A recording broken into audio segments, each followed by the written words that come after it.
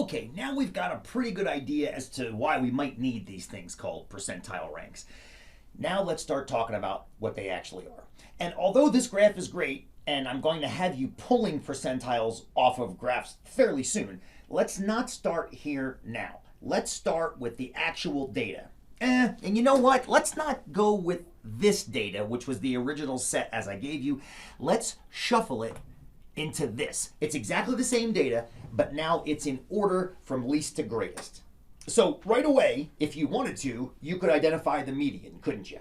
You could say, okay, well, here are the bottom 50 data points, and here are the top 50, which means the median has to be 29. Because if I was to draw a line right here, that's the dividing line between the bottom half of the data and the top half of the data.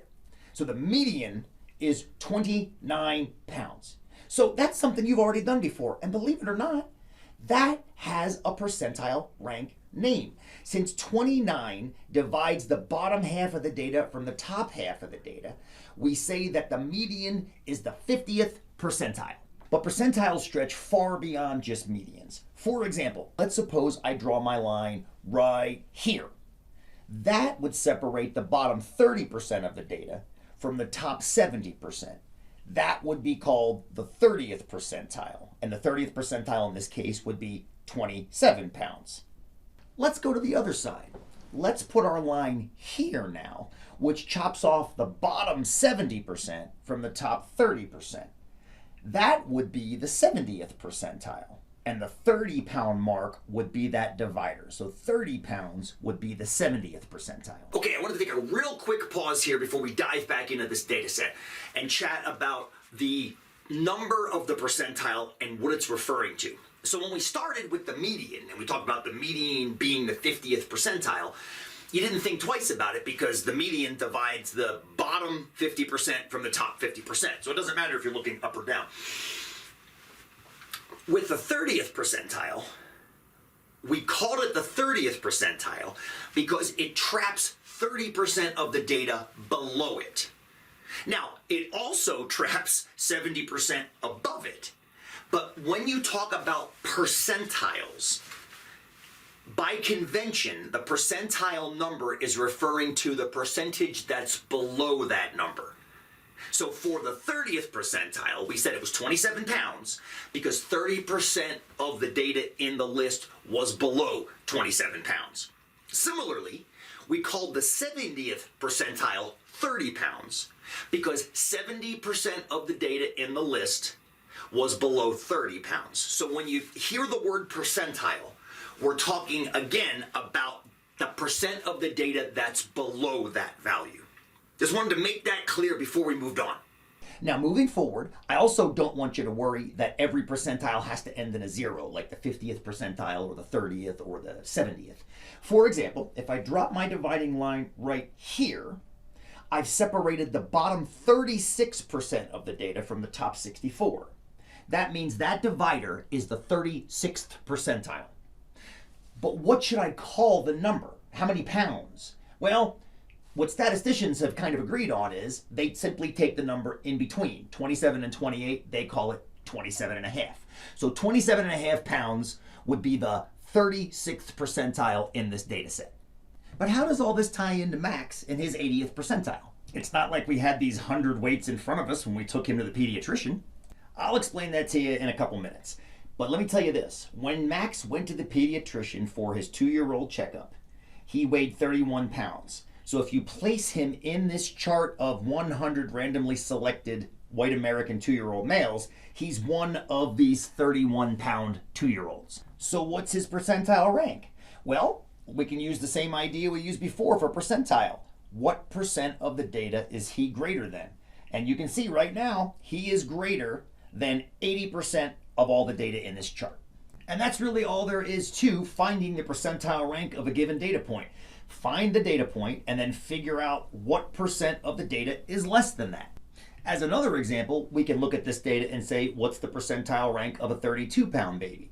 Well, that 32-pound baby is bigger than 91% of the data, so the 32 pounds would be the 91st percentile. Now, something occurred to me, and you might be thinking the same thing.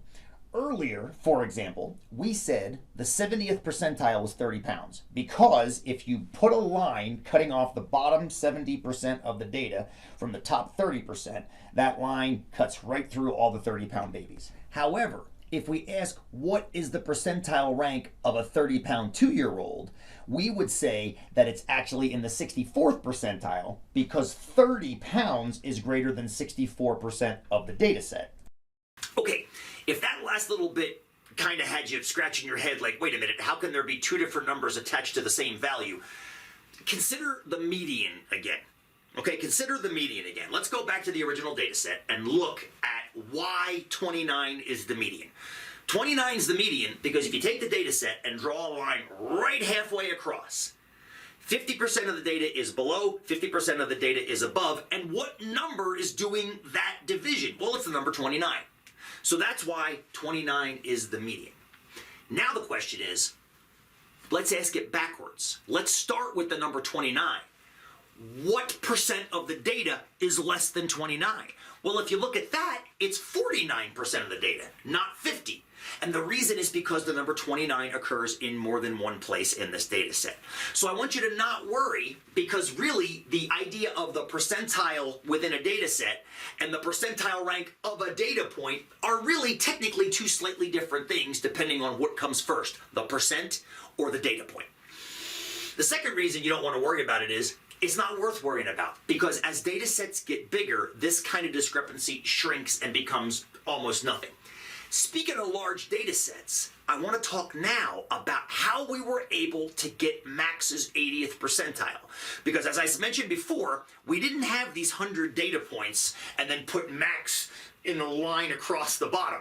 That's not what we did.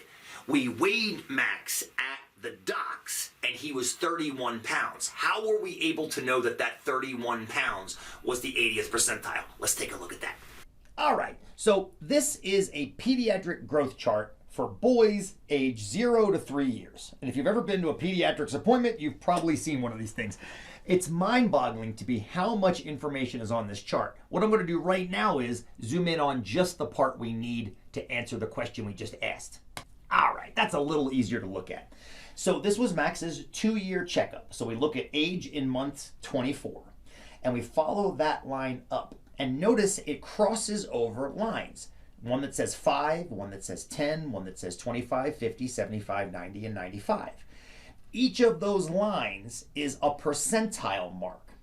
Now, how do you know which percentile is in? Well, you look at this weight category and you find his weight on that chart in pounds. Max was 31 pounds at this appointment, so we start at 31 and we go to the left until we cross that original line at 24 months.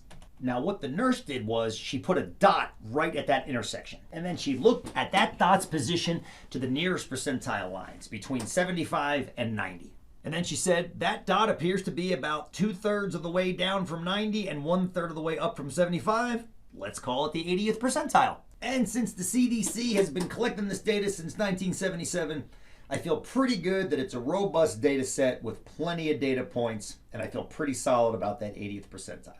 Okay, I think we've done enough for you to get into your first homework. Get in there, familiarize yourself with relative position through the lens of percentiles. We'll get some Excel going on in there, and then we'll move into day 2 and tighten down those nuts and bolts.